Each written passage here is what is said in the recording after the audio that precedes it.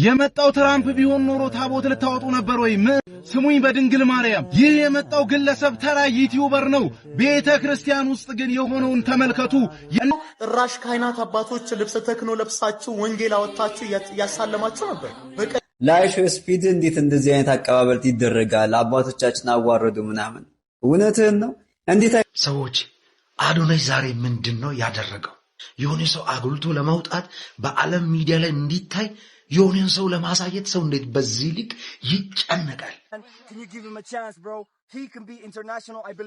ዓለማችን የሶሻል ሚዲያ ተጽዕኖ ፈጣሪ ነው የሚባለው በቲክቶክ በዩቲዩብም ብዙ ተከታዮች ያሉት አይሾ ስፒድ በኢትዮጵያ አንድ ቀን ቆይታ አድርጎ ነበር። ታዲያ ከዚህ ክስተት በኋላ ብዙ ትንታኔዎች፣ ብዙ ሐሳብ አስተያየቶች እየተሰጡ ይገኛል የሱን ጉብኝት አስመልክቶ። ታዲያ አሁን እንደ አዲስ ከባድ ቁጣን የቀሰቀሰ አንድ ጉዳይ አለ። በቪዲዮ መግቢያም እንደተመለከታችሁት አይሾ ስፒድ በኢትዮጵያ በነበረው ቆይታ ቤተክርስቲያን ሲሄድ የነበረው ነገር አግባብ አይደለም፣ ቤተክርስቲያን ያሉ ሰዎችም እምነታችንን ሃይማኖታችንን በሚያስደፍር ሁኔታ ነው ለአይሾ ስፒድ የተለያዩ ክብር ሲያሳዩት የነበረው። መስቀል አውጥተው የተለያዩ ወንጌል መጽሐፎችን አውጥተው ጥላም አድርገው ነው ይሄንን ግለሰብ ወደ ቤተክርስቲያን ያለምንም ዝግጅት እንዲገባ በክብር ሲቀበሉት የነበረው። ይህ በጣም አናዶናል በማለት አሁን እንደ አዲስ ብዙዎች ቁጣቸውን እየተናገሩ ይገኛል። ከዚህ ጉዳይ ጋር በተያያዘ በሌላ በኩል ደግሞ ይህ ነገር ትክክል አይደለም፣ መወቀሱ ቤተክርስቲያን አባቶች መሰደቡም ልክ አይደለም፣ ወንጌል ለሁሉም ነው የሚሰበከው፣ በዛም ላይ ደግሞ ለዓለም ህዝብ ነው ቤተክርስቲያናችን የታየችው በማለት ደግሞ ቤተክርስቲያን አባቶች ያደረጉትን ነገር በመደገፍ ሐሳቡን የሚደግፍ ሰዎችንም ተመልክተናል። ጠቅለል ባለመልኩ ብዙዎችን ስላወዛገበው ይህ ድርጊት በዝርዝር በተለይ ደግሞ ይህ ግለሰብ ቤተክርስቲያን መግባት የሌለበት 3 አበይት ነጥብ ተብለው ስለተቀመጡት ጉዳይ በዝርዝር እናሰማችኋለን። አይሾ ስፒድ ጋር በተያያዘ ደግሞ በሌላ መረጃችን አዶናይ ወንድማችን ኢትዮጵያዊው ለሆነው አይሾ ስፒድን ለሚመስለው ግለሰብ አይሾ ስፒድ ጋር ቀርቦ ክሱም የተለያዩ እድሎች እንዲያገኝ ስላደረገው ወሳኝ ነጥብ፣ እንዲሁም ደግሞ አይሾ ስፒድ ወደ ኢትዮጵያ ከመምጣቱ በፊት አዶናይ አይሾ ስፒድ የሚመስለውን ኢትዮጵያዊ ወንድማችንን ቀርቦ ምን እንዳረገለት ትልልቅ ውለታዎች እንደዋለለትም ጭምር በዝርዝር እናሰማችኋለን። አዶናይ እኛ ከምናስበው ሚዲያም ከተመለከትነው በላይ በውስጥ የደረሱን እጅግ ከባድ የሆኑ ደግነቶቹ፣ ብዙ ሰዎች ያላወቁት ትልቅ ደግነቶቹንም በሰፊው እናስደምጣችኋለን። ለዚህ ኢትዮጵያዊ ወንድማችን ያደረገው ውለታም ትልቅ ነገር ነው። ዝርዝር ያደረጋቸውን ነገሮች አሰማችኋለሁ። ሰላም ጤና ይስጥልን ውድ የሀገሬ ልጆች፣ በያላችሁበት ሰላማችሁ ይብዛልኝ። ዛሬም አዳዲስ በሆኑ ጉዳዮች ብቅ ብለናል። ለዚህ ቻናል አዲስ ከሆናችሁ ሰብስክራይብ በማድረግ ሁሌ የምንለቃቸው ቪዲዮዎች እንዲደርሱ ይሁን። ቀጥታ ሚዘን ወደ መጣነው ዝርዝር መረጃዎቻችን እናልፋለን። አይሾ ስፒድ ወደ ኢትዮጵያ መጥቶ ነበር። ኢትዮጵያም እንግዲህ ላይቭ 4 ሰዓት አካባቢ የሚቆጠር ነው እንግዲህ ቀጥታ እያሳየ የተለያዩ አዲስ አበባ ላይ የሚገኙ ቦታዎችን እያስጎበኘ ለዓለም ህዝብ ያንን ቪዲዮ ሲያሳይ የነበረው። ታዲያ በዛ ክስተት ላይ ብዙ አነጋጋሪ ነገሮች ነበሩ። አበይቶቹ እንግዲህ አድዋ መታሰቢያ ላይ ሄዶ የተለያዩ ፎቶዎችን አድርጓል። የተለያዩ ታሪኮችን እንዲሰማ ሆኗል። በመቀጠል እንግዲህ የተለያዩ መናፈሻዎች ላይ እንዲሁም እምነት ቦታዎችም ላይ ሄዷል። አይሾ ስፒድ እንግዲህ በሆነ መናፈሻ አካባቢም ደግሞ የሀገራችን ትላልቅ አትሌት የሆኑት የነ ጥሩነሽ የነ ዲባባን ቤተሰብ 5ቱንም እህትማማቾቹን በአጋጣሚም አግኝቷቸዋል። እሱ ክስተትም ብዙዎችን ያነጋገረ ነበር። ታዲያ ከዛ በፊት ደግሞ መርካቶ አካባቢ በመሄድ የተለያዩ አልባሳቶችንም ገዝቷል። የአልባሳቶቹ ዋጋ እጅግ የተጋነኑ በመሆኑ ብዙዎች ወቀሳም ሲያደርሱ የተመለከትንበት ሐሳብ ነበረ። እንዴት ቲሸርትና ስካርፍ 5000 እና 6000 ይሸጣል?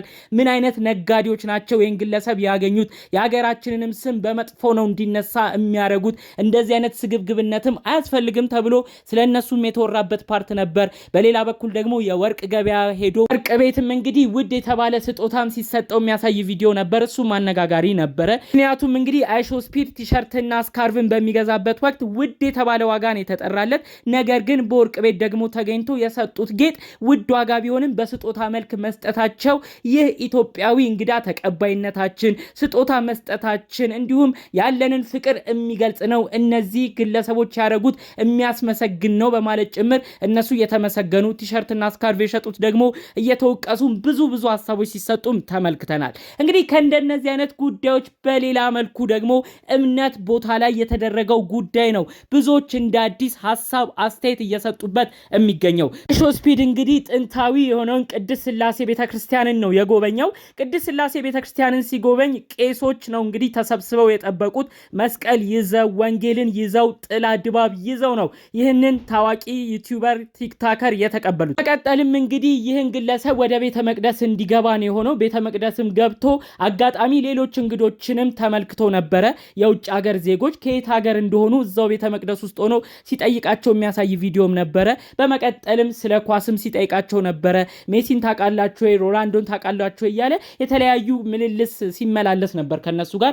አንድ ይህንን ነገር በማንሳት ቤተ መቅደስ ውስጥ እንዴት ነው ይሄ ነገር የሚታየው? እንዴት ነው አላግባብ ይህን ግለሰብ ምንም አይነት የቤተ ክርስቲያን ስርዓት ሳያሳዩት ነጠላም ሳያስለብሱት ምንም አይነት ቅድመ ሁኔታዎችንም ሳያሟሉ እንዴት ነው የቤተ ክርስቲያን አባቶች ይህን ግለሰብ ዘው ብሎ ቤተ መቅደስ እንዲገባ የፈቀዱለት? በመቀጠልስ እንዴት ቤተ መቅደስ ውስጥ ሲዘል ክርስቲያን ውስጥስ የማያስፈልጉ አክት ወይም ድርጊቶችን ሲያሳይ ለምን ዝም አሉት? ስለ ኳስ ሲያወራ አጠቃላይ እየዘለለ ሲሯሯጥ ዝም ማለታቸው በጣም ያናድዳል በማለት ነው ሐሳባቸውን ሲሰጡ የነበረው። ሌሎች ደግሞ እንግዲህ በሌላ በኩል በመሆን ለምንድን ነው በዚህ ያህል ደረጃ አባቶች ቤተክርስቲያን የሚወቀሰው? ወንጌል እኮ ለሁሉም መሰበክ አለበት። ይህንን ግለሰብ መስቀል አሳለሙ ወንጌል አሳለሙ እንጂ ሌላ ምን አይነት ነገር አባቶች አድርገው ነው የሚወቀሱት? ሁለተኛ ነገር ደግሞ ይህ ሁኔታ የቤተክርስቲያናችን ሁኔታን በዓለም መድረክ በተለያዩ ቪዲዮዎች በቀላሉ እንዲታይ ሆኗል። ለምንድን ነው በዚህ ያህል ደረጃ መወቃቀሱ ያስፈለገው? በማለት ደግሞ ሌሎች ስለዚህ ጉዳይ ሐሳብ አስተያየት ሲሰጡ ነበር። ታዲያ በስተመጨረሻ ጠቅለል ባለመልኩ ደግሞ በድጋሚ መጀመሪያውኑ ቤተክርስቲያን ያደረገችው ነገር ትክክል አይደለም ሲሉ የነበሩ ሰዎች በድጋሚ ይህንን ሐሳባቸውን ሰጥተዋል። ቤተክርስቲያን በፊትም የምትታወቅ ነች። በዚህ ግለሰብ አይደለም የምትታወቀው። ክርስትና በዓለም ተሰብኳል። ይህን ግለሰብ ግን እንደ ትልቅ ነገር ተቆጥሮ ይህን ያህል ደረጃ ቤተክርስቲያን ዝቅ ብላ ማየትም አንፈልግም በማለት ነው ሐሳባቸውን ሲሰጡ የነበረው። በመቀጠል በአጠቃላዩ ግን ግለሰብ ወደ ቤተ መቅደስ ሲገባ የነበረው ነገር ትክክል አይደለም፣ ፈጽሞም ስህተት ነው። በተለይ በወንዶችም በሴቶችም እኛ ቤተ መቅደስ የማንችልባቸው ደጎማ ቀኖና የቤተ ክርስቲያን ስርዓት አለ። ሴቶች ወር አበባ ካዩ ወንድ ልጅም ከነሰረው እንዲሁም ህልመ ሌሊትም ከተመታ ቤተ መቅደስ መግባት አይችልም። ስለዚህ ይህንን ስርዓት ብዙ ነገር ያላትን ቤተ ክርስቲያን እንዴት ምንም አይነት ትምህርት ለዚህ ግለሰብ ሳይሰጡ ነጠላም ሳያስለብሱ ቤተ መቅደስ ዘሎ እንዲገባ ይፈቅዳሉ? አጠቃላይ የተሰራው ስራ ስህተት ነው ሲሉ ነው በድጋሚ ሐሳባቸውን አስተያየታቸውን እየሰጡ የነበረው። እኛ ወንጌል መሰበኩን አልተቃወምንም። ቤተክርስቲያን ለዓለም ሁሉ ነች። ነገር ግን ይህን ግለሰብ በዚህ ያህል ደረጃ ታይቶ አጠቃላይ የተደረገው ነገር ስህተት ነው፣ ቅድመ ሁኔታዎች መሟላት ነበረባቸው በማለት ጭምር ሐሳብ አስተያየታቸውን ሲያደርሱ ተመልክተናል። እናንተ ከዚህ ጉዳይ ጋር በተያያዘ ምን አይነት ሐሳብ አስተያየት አላችሁ? አይሾስፒድ እውነት ቤተክርስቲያን መግባት ነበረበት ወይስ አልነበረበትም? ይህንን ጨዋነት በተሞላው ጉዳይ ሐሳባችሁን አስቀምጡልን። ይሁን ቤተክርስቲያን መግባት ነበረበት እንደተባለው ግን ቅድመ ሁኔታው መሟላት ነበረበት ለቤተክርስቲያን ክብር ሲባልም የምትሉ ሐሳባችሁን አሳውቁን። በሌላ ጉዳይ እንግዲህ ከአይሾስፒድ መምጣት ጋር አሁን ላይ ስሙ በጣም በትልቁ ሁኔታ እየተመሰገነ የሚገኘው አዶናይ ወንድማችን ነው። አዶናይ ወንድማችን እንግዲህ የአይሾስፒድ አምሳያ የሆነውን ሳሙኤልን ወደ ራሱ ጠርቶ ብዙ ልምምዶችን ሲያለማምደው ቆይቷል። በተለይ አይሾስፒድ መምጫው ሲዳረስ ይህንን ኢትዮጵያዊ ወንድማችንን እንዳይፈራ በደንብ እንደሱ ቶካቲቭ ወይም ጥሩ ሁኔታዎችን እየፈጠረ በደንብ ቶሎ እንዲያወራ ሐሳቡን በደንብ እንዲገልጽ ሼም ወይም የተለያዩ ነገሮችን እየፈራ ኮንፊደንሱን እንዳያጣ ጭምር ሲያበረታታው ሲያነቃቃው ቀደም ተብሎ የነበሩ ቪዲዮችን ተመልክተናል። ቀደም ባሉት ጊዜያቶች ደግሞ አይሾስፒድ የሚመስለው ኢትዮጵያዊ ወንድማችንን እንግዲህ አዶናይ በብዙ ነገሮች ሲያበረታታ ሲያበረታታው ነበር።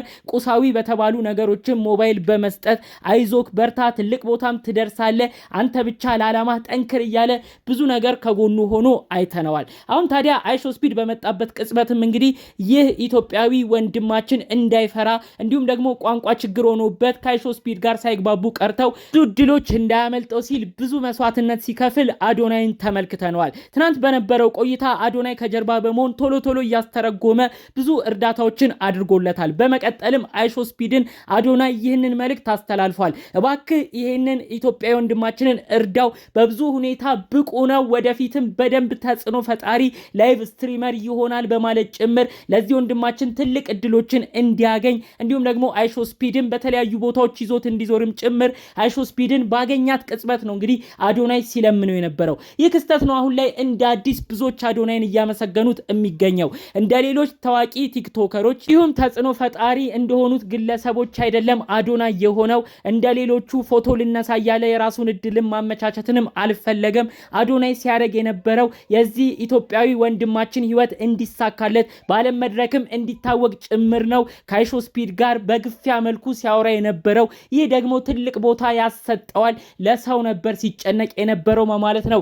እንደ አዲስ ብዙዎች አሁን ላይ አዶናይን እያመሰገኑት የሚገኘው። እንግዲህ ጠቅለል ባለመልኩ አይሾ ስፒድ በነበረው ቆይታ የተለያዩ ሀሳቦች እየተነሱ ይገኛሉ። ዛሬም ጨመቅ ጠቅለል ባለመልኩ ነው እንግዲህ የሁለቱን ጉዳዮች ይዘንላችሁ የመጣ ነው። በሌሎች አዳዲስ መረጃዎች እስክንገናኝ ሰላሙን ሁሉ ተመኘውላችሁ። ሰላም።